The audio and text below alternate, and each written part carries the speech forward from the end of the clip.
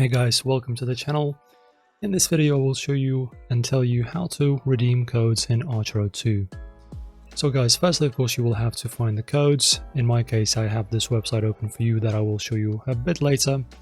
But now let us just talk about how to redeem them. So open the game and make sure of course that you're logged in into your account.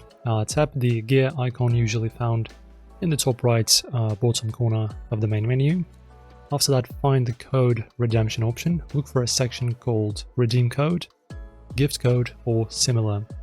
And guys, if you're looking to actually find the codes, you can as you can see I can scroll down, and as you can see we have working Archero 2 codes. As you can see there's 6 of them available. Each of them gives different rewards like diamonds, gear scrolls, energy, whatsoever. So yeah, as you can see, you can search online for some of the codes that you can activate. And after that, just paste the promo code exactly as given, avoiding extra spaces or typos because it just might not recognize it. So just paste the exact code the way it's written in the website or wherever you find it.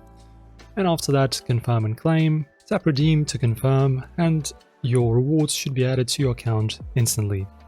If you don't see the option, check for updates or visit the official Archero 2 website for an alternative redemption method.